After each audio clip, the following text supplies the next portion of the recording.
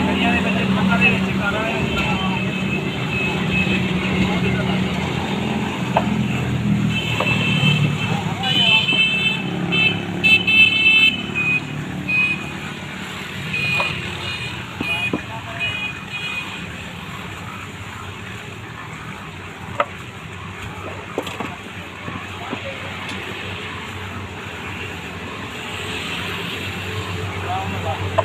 ਤੁਹਾਨੂੰ ਦੱਸਿਆਗਾ ਕਿ ਦੁੱਧ ਲਾਇਆ ਵਾ ਡਿਜ਼ਾਈਨ ਬਤਾਉਂਦਾ ਬਿਨਾ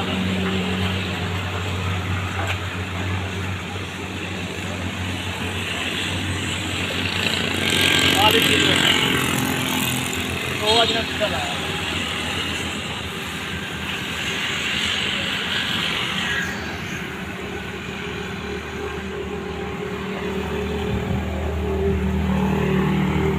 पहले फिल्टर पाना मैं खाली करके रखना मैं तकरीबन 4-5 मिनट पानी लाने फिर जाके पक्की तरह सगत बांधा मैं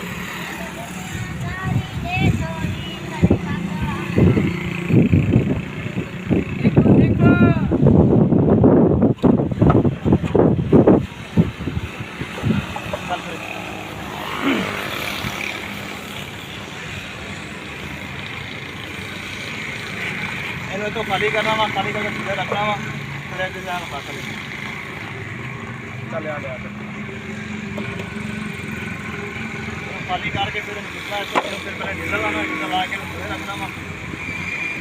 फिर रख के फिर अपना डीजल में लाना वा डीजल में ला के पहले कच्चा पानी लगेगा पानी ला के फिर ये मजबूत होएगी मजबूत होकर फिर यानी गाहक आते हैं लैन वास्ते बड़े बड़े पे डिजाइन बनाते हैं जाके डिजाइन में तो अगली वीडियो में